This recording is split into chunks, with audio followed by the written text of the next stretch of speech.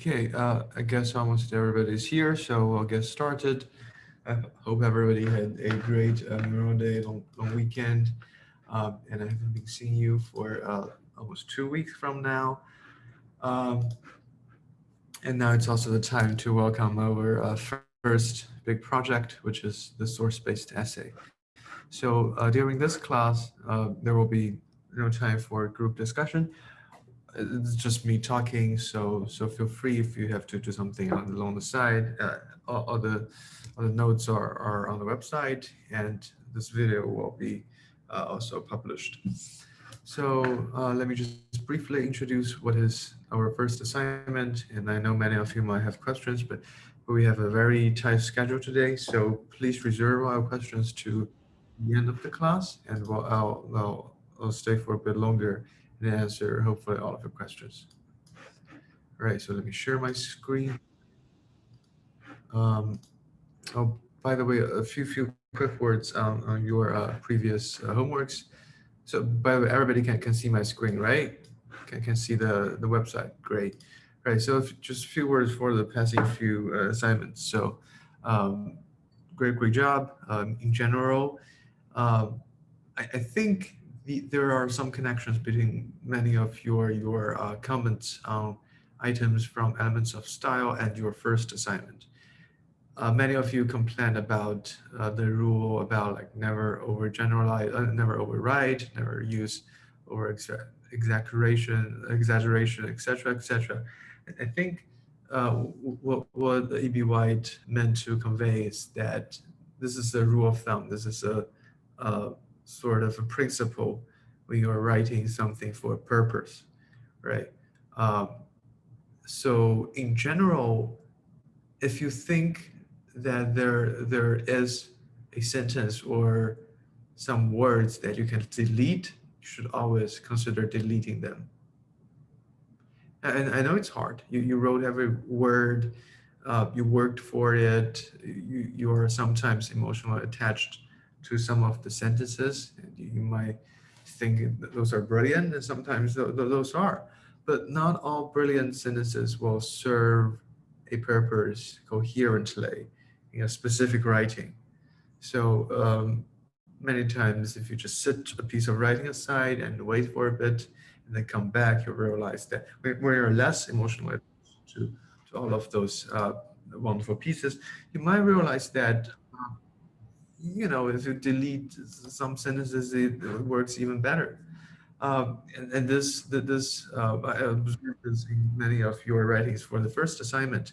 I noticed that although all of you did a terrific job in capturing your first memories in this foundational exercise, I noticed that some of you tend to summarize things after you write a paragraph. Um, if you are writing a personal narrative, then I would say that there is almost no way to extract a sort of morale or central thought from the story. So in general, just show, don't tell. Right? You don't have to tell me that this experience taught you so and so. You should leave that for the readers to figure out. All right. So that's just a few complaints. Well, not really complaints. A few my thoughts on two of your assignments. But in general, great work. Keep going. Uh, so for this week, we do not have small exercises because we are working on this large project. So for this week and next week, and the fifth week, which is the week after next week, we're not going to have any small homeworks. You're only going to write this one piece, and yeah, just devote all of your time you budgeted for this class into that writing exercise. Right. So for this first exercise, you should write a source-based essay on rhetorical situation. In other words, you should analyze the elements of author, audience, tone, purpose, genre, medium, and stance for a set of writings.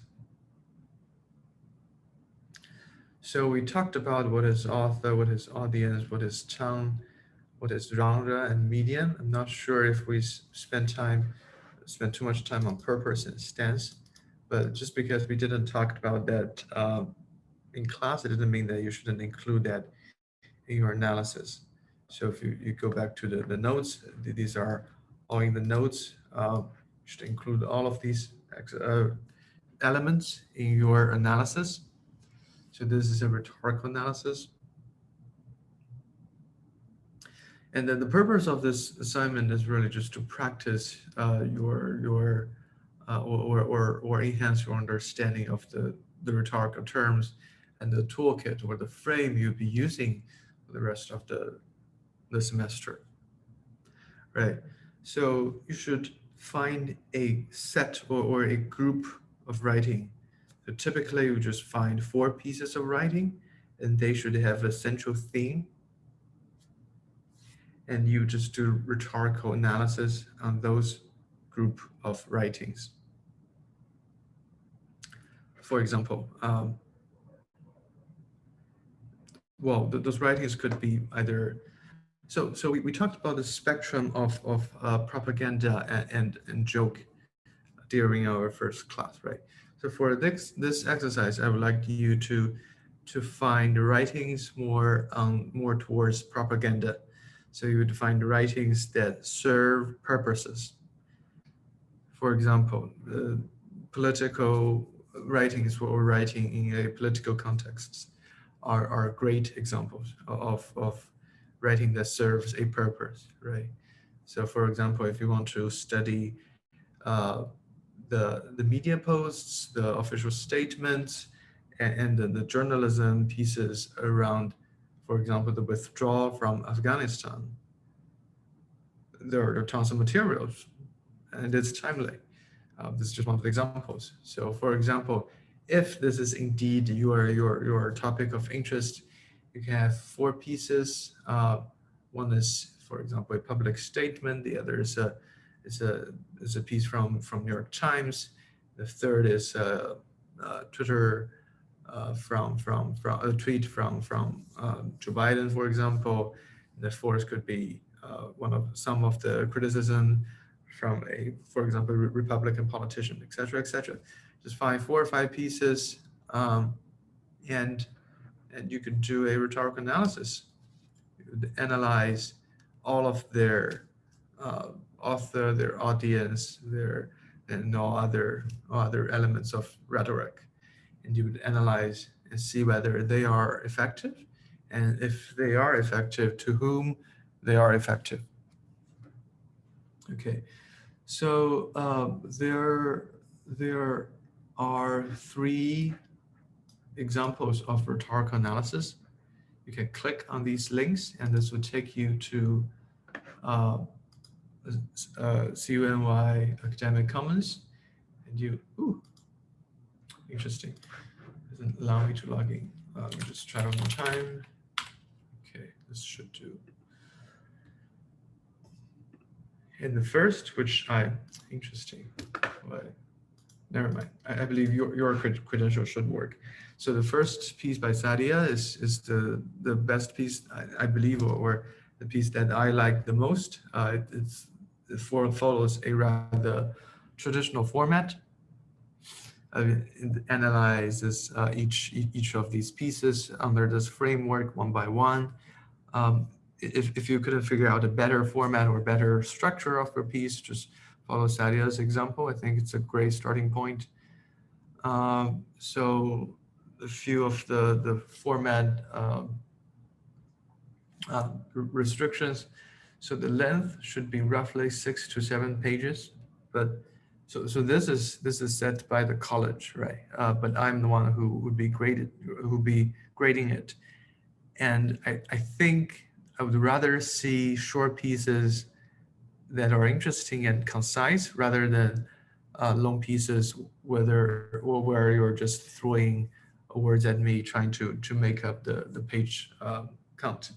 So I would not take your points off if you are 1 or 2 pages short, but you should really aim at 6 to 7 pages, including citations. and this is double spaced. So it's really like a little bit over 1,500 words. That shouldn't be a problem, I think. And you have a week to complete it. So this is, do Professor, I you? have a question real quick. Oh yeah, sure. So the citations, do we like import all of them in one page at the end of the writing, or do we include them in inside, like when we like state text or something? Well, so you should include all of them under. So you should include them all of them at the very end of your writing. But you should link them in your text. So we're going to talk about that next week. So we're going to follow MLA citation format, and there will be a workshop next week uh, on that topic. Right. So next week is the deadline for peer review. We're going to talk about what is peer review in just a second, but in short, you just discuss and edit your piece with your peers. Next week, it'll be a group of 3 or 4, and you would have 1 week to finalize your draft. And 2 weeks from now, or the first day of week 5, would be the final deadline for this project. I will send each and every one of you a unique link, a Google Doc link in which you should write in, or you should copy paste your writing in. And for the peer review, we're just going to exchange the links, and all of the links are going to eventually be online so that you have a public portfolio.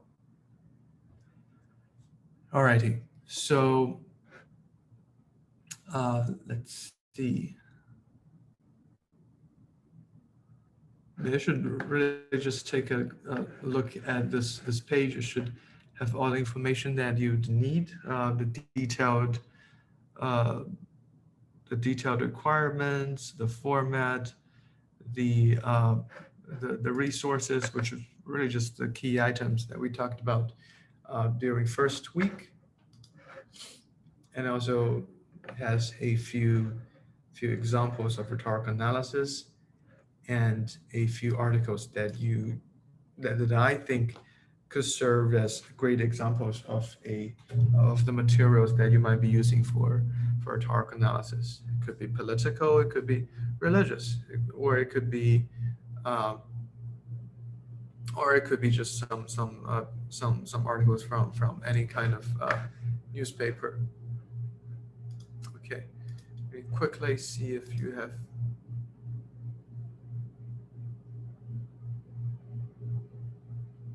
any questions that. Yeah, so I have not sent out the links yet. I will send you your unique link right after this class. So you just copy paste your writing into that link, and we'll utilize the damn, I used the word utilize. Anyway, we'll use the comment functionalities in Google Doc to comment on each other's writings, and you will have after next Monday, you will have another week to finalize your draft. Okay. All right. So if you have further questions, please stay for another few more minutes after the class, because I really have a lot to cover for this class. All right. So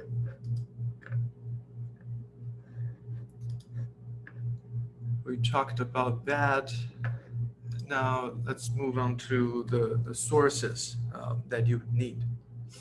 So this is a source-based essay, meaning that you'd find a uh, you'd find a set of writings from somewhere else, not by you yourself, of course, and you'd analyze them, right? So these types of sources are called primary sources. So people usually incorporate primary sources in their writing if it is the object of their analysis. So for example, if you are writing uh, in a piece of analysis on some chapters of the Bible, then the Bible is your primary source. If you're analyzing someone else writing, then that is your primary source. Um, so primary sources are generally defined as first-handed stuff or first-handed contents that an author creates. If you are doing analysis on them and you are cited by a third person, then the thing that you're writing could be regarded as a secondary sources. From another perspective, if you are using others' analysis on the same material, then you are using secondary sources. For example, if you are studying for example, Genesis from the first chapter of Bible, and then you are referring to someone else study on it and see if you have similar views, if you have different views, what's the difference? Do you agree with him or her? Do you disagree on so and so front? Then that piece of writing is your secondary sources. Okay, so I'm not sure what flavor of Shakespeare you guys all used during high school, but if you used the Norton version of Shakespeare, then you can see that in front of each play there are always a introduction and some analysis on that text. All right, so that piece of writing is secondary source, whereas the play itself is primary source. It's fairly easy to understand, right?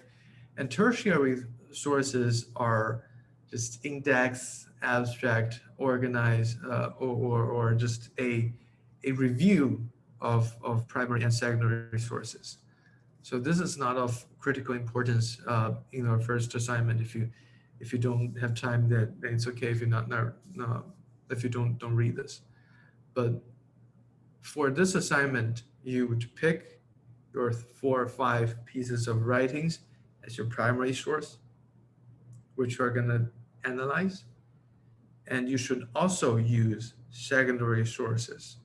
It could be stuff that is not on the specific piece of writing, because many recent writing, they do not have people analyzing them yet, right? If it's just a social media post, I would be surprised if you could find a piece or an article that analyzed that text.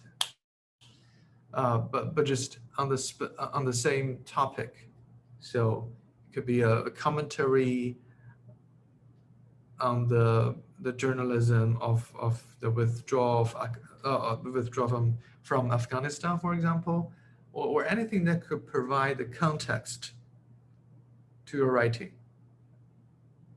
That could be considered as secondary sources. So you should cite, of course, primary sources, but you also need secondary source to back up or to start your argument. The thing is that, well, no academic ideas are 100% novel or original, right? There's got to be scholars that study the same topic. There are gonna be scholars that are active in the same area. I'd be very surprised if you say that you don't need to cite any secondary sources because you're the first person who comes up with this idea. I mean, 2,000 years ago, it's likely, right? Aristotle might need not cite anything. Plato might not need cite anything, but now I don't think it's technically possible. So you need secondary sources. Yeah, you can choose any source and articles you want. You should choose anything that you're interested in.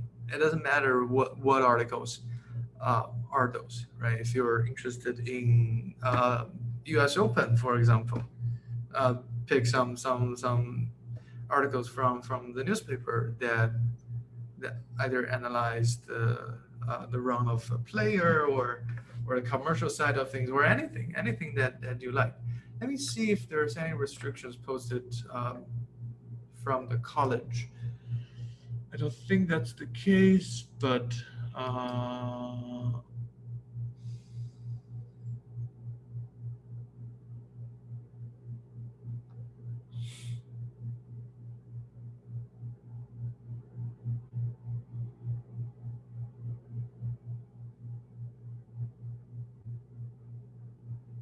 okay, so the college wants you to locate that piece of writing on City College databases.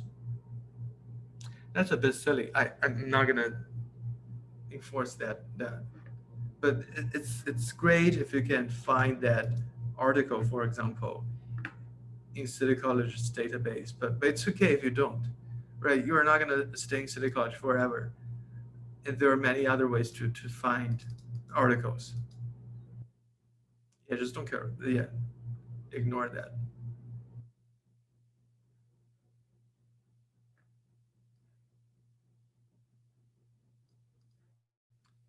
Says you will need to have at least 4 sources, and they must include a website, a magazine article, a newspaper article, and a scholarly source.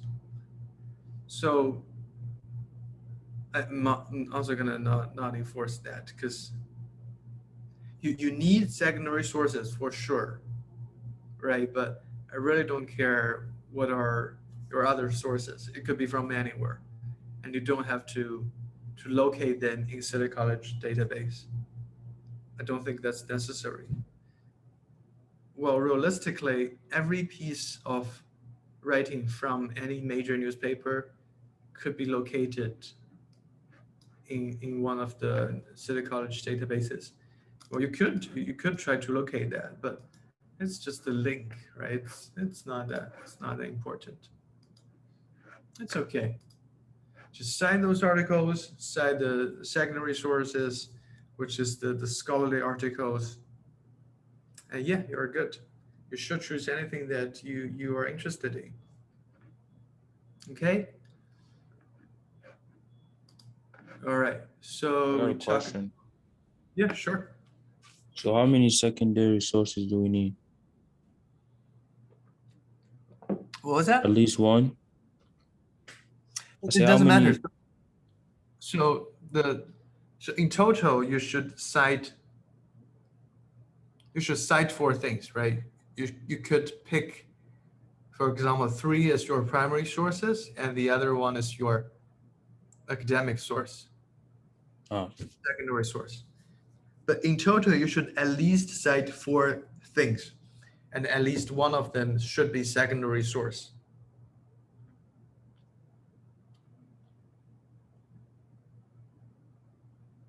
Okay? all right. Thank you. Yeah, so I'm rather flexible on this one, but as long as you pick a group of writings, more than 3, and you pick a set of academic writings as your secondary sources, more than 1, and you should be good. All right. So with that, we're gonna move on to, I believe, the most important bit of today's classes, where to find those sources. The English department, of course, wants you to find all sources from City College, which I mean you could do, and it's some convenient resource that you should be utilizing at some point of your college life for sure. But it's not the only way. So for City College sources, you can either just visit the library front page, and there are links to lots and lots of resources. There are online databases and online journal collections, uh, which is actually the second item here. So there are lots of databases that you can use if you find an article. If you Google search and you find a topic and you find the name of the article, chances are that you can locate that article within one of these databases. Right, the 2 most important one are academic OneFile and opposing views in context. So these should take you to the article behind the paywall if you need to access those articles. However, City College subscribe to many newspapers, including New York Times and Wall Street Journal. And you should be able to just use your City College credential to log into their collection. And all of those articles behind a paywall would be just available for you, right? So make sure that you use your City College credential to log in so that you don't need to pay money for these newspapers. And of course, there are other databases that are not included in the City College library databases, but you could also access from your City College credential. So it's still third party, but if you use your City College email address, you can get access to these databases. So JSTOR is the most important one for humanity research. If you search here, it will take you to scholarly articles that are in the domain of humanity and social science. All right, so I'm a big fan of open source education and open source science. Everything that I produce as a machine learning researcher is open source. Every research article that I wrote is open source, and you should be able to locate that if you wish to read. So I'm also going to talk about a few more resources here, or a few more avenues here rather, that can take you to open source materials. Because I believe that you should never ever pay anything to grab a piece of writing or some texts. I hate that idea. College is already expensive, right? Textbooks, I really think at some point down the road, it should be completely free for everybody. But before we reach there, there are some legal and illegal ways you can get access to pretty much all of the textbooks if you only require a PDF form, right? So as long as you have a New York City driver's license, you can access to the catalog in New York Public Library. So you just either log in, or I believe the first time you need to visit a location, a New York public location, to get your public library card. And it's all over the city. Brooklyn and the Queens, they have their own system, but I believe it's also part of New York City public library, and they also have access. Yeah, Brooklyn and the Queens, they also have access to their catalog, which are more or less the same, I believe. So if you haven't done so, grab your New York City driver's license or any proof that you're a New Yorker, go to one of these locations near you and get a New York public library card. Well, I believe if you're a City College student, you can just use that too, right? You don't have to live in New York. You just need to live or study or work in New York.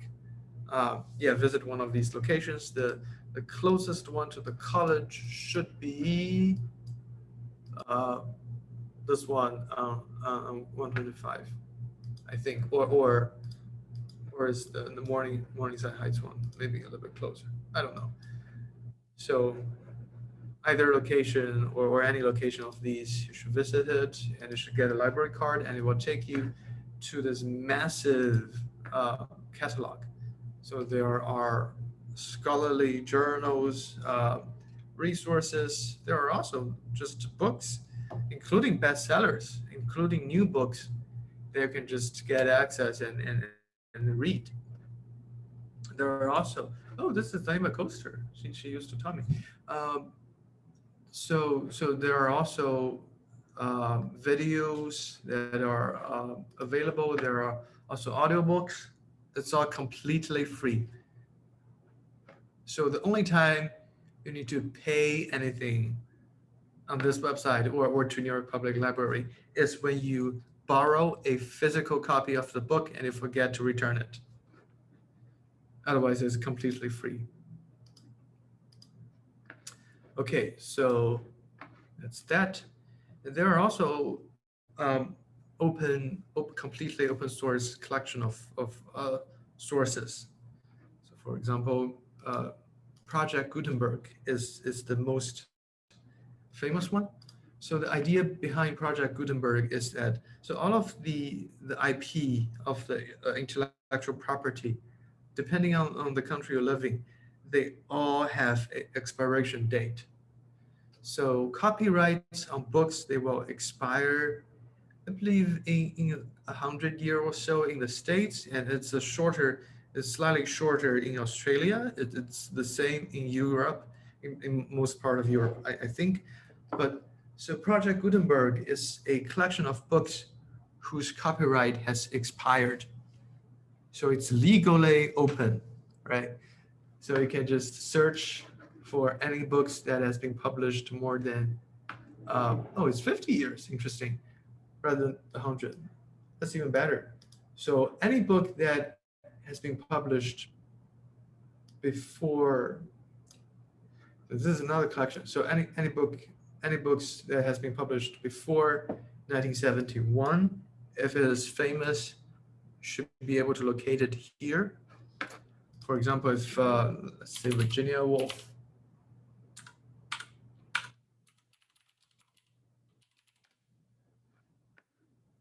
should take you to a list of books by her. What happened to my Wi-Fi? It's so slow today.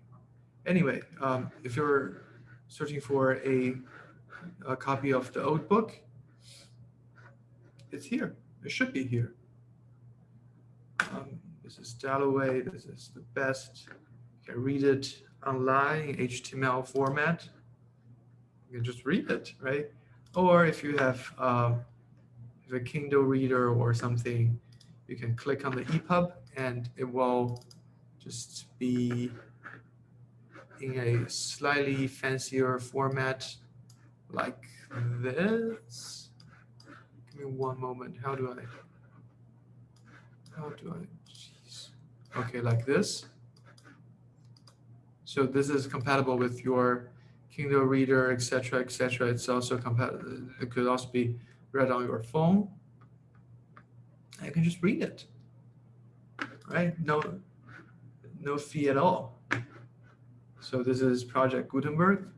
There are spin-offs of Project Gutenberg that are in different languages, and they're actively recruiting translators if you use two languages to translate from one language to another. And because everything is open source, they do not have means to pay anybody. So it's a volunteer service. But I did some of that. I think it's a lot of fun. I recommend that you should try those if you have time. Yeah, these are all in public domain. So that's Project Gutenberg. It's a way to grab older materials. And there are also, for example, these third-party sites where you could just search for newer books, should you ever need. Okay. So apart from the legal stuff, there are also sources that are borderline illegal, but nobody's gonna hunt you down if you do not redistribute those sources. And to be honest, I have zero guilt if I grab a piece of writing from a publisher. So the publishing industry is the most lucrative and evil publishing, the most evil and lucrative industry, even compared to mafia. So how this works when you publish something academic is that they'll charge you for publication. They don't give you anything if you edit for them, and they will charge you again for reading it, even if it is your own article. This is crazy. So big publishing houses like Elsevier or Wiley, their business model is just that they have zero expense almost, and everybody has to give them money because it's prestigious to publish on their journals. So it's not just me. There is this general collective hatred towards the big publishing houses. And if you are in academia long enough, I guarantee you that you will develop this hatred as well. But there are ways around to get behind the paywall. So the first method, and I think this is the most popular. Everybody does it. All of my professors use it, and it's okay, right? It's seriously okay. Nobody cares. And the thing is that you'd go to some domain of Sci-Hub. So Sci-Hub is a website that gets you all of the papers for free, or pretty much all of the papers, right?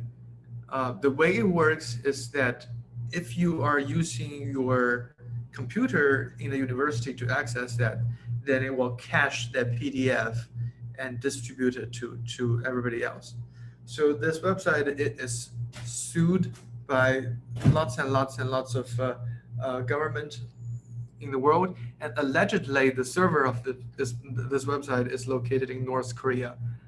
I'm not sure whether that's true or not, but how to use this is that you could just, let's say you want to grab a piece of academic writing that's not open source. Let's see. For example, I'm sorry for being a narcissistic here. If I just want to grab one of my paper, for example, and you can just copy paste the title, and voila, here it is. You don't need to pay anything, right? And what's even better than this is that you can go to one of these websites with the paywall and then add the domain name of one of the Sci-Hub sites behind the parent name, and it will take you to Sci-Hub. And it's the paper. You would be paying a lot of money if you want to read that paper, if your library do not subscribe to this to this publishing house or this journal. So you can access everything just using Sci-Hub. Okay, so that is that. What else? I guess we're doing okay on time. So finally, we're just going to talk about peer review. And that's all of our today's material. And I think we still have plenty of time for your questions if you have some. So I guess all through high school or until high school, you guys are all familiar with, or you guys are comfortable with the setting that you write something and there will be a teacher grading your papers.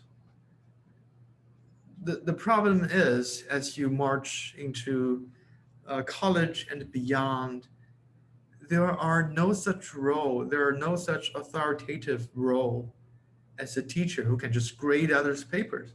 You might become the most authoritative voice or one of the most authoritative voices in your domain in which you publish.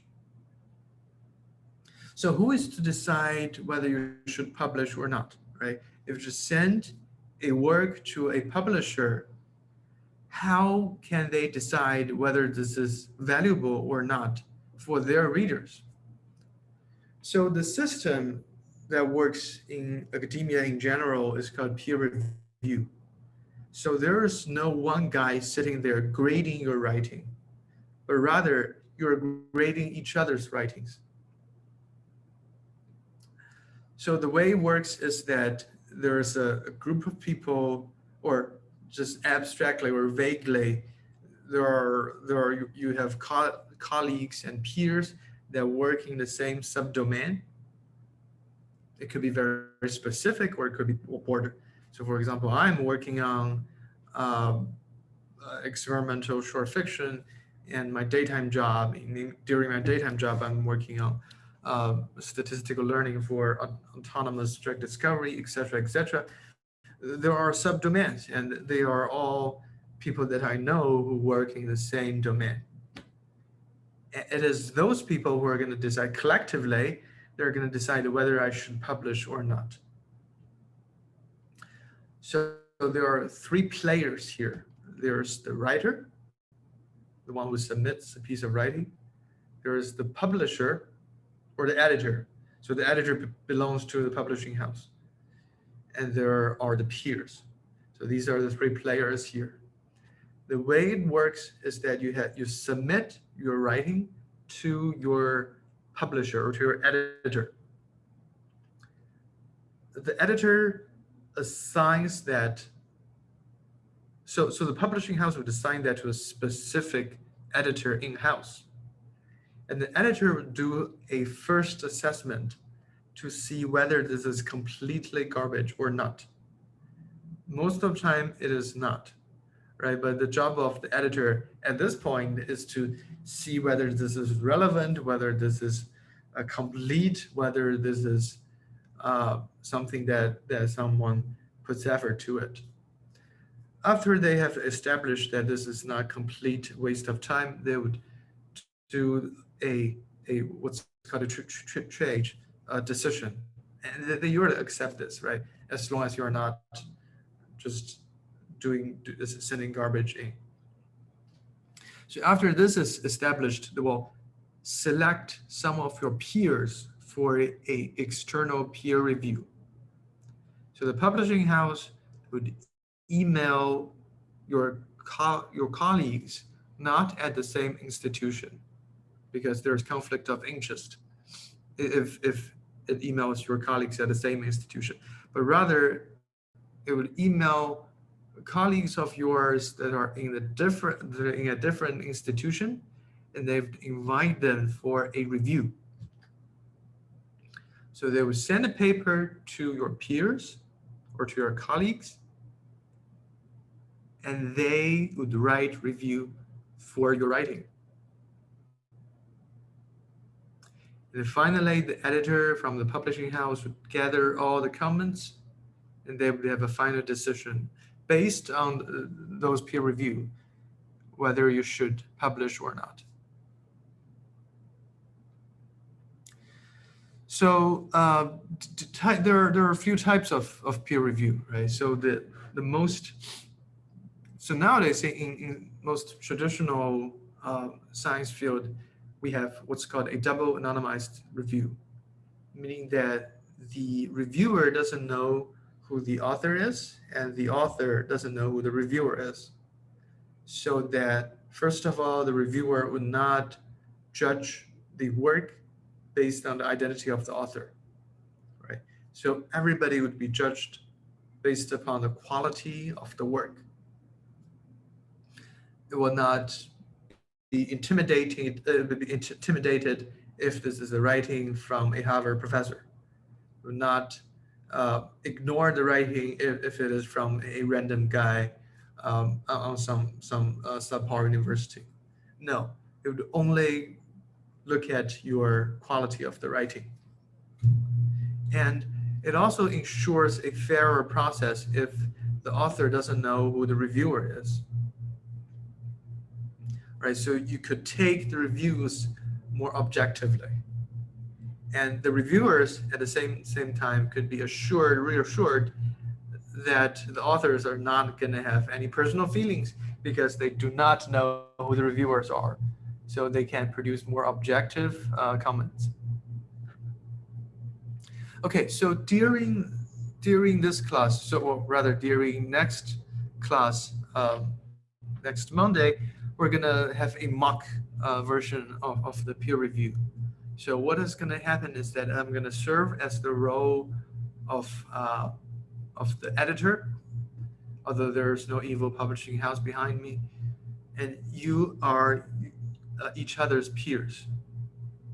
So for next class, after we talked about MIA citation, you're going to be broken into small breakout rooms, and you're going to exchange your writings. So there's going to be 3 or 4 of you in the same breakout room, and you're going to take turns to critique each other's writing. You should not shy away from speaking out, from giving suggestions that you really feel, right? There's no suggestions too harsh as long as it's based on the writing itself. So you should be courageous, but at the same time polite. You're going to take turns and have each of your writings critiqued, and your comments will be annotated in the Google Doc of that, what would be annotated in each other's Google Docs. So after that, I'm going to read through all of your comments, and I'm going to assess that piece of writing myself. And your grade for this exercise is a combination of your peer review and my opinions on your writing, right? So you won't be grading each other, but you will give comments, and you should use the time between next Monday and a week from next Monday to polish your writing and to adjust from here and there based on your peers' feedback.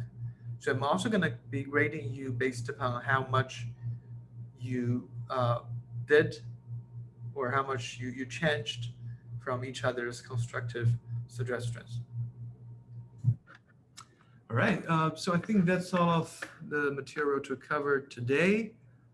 We still have 25 minutes left. I know that there's going to be lots and lots of questions for this for the first assignment, first big assignment. So I'm just going to stop share here. Stop recording as well. And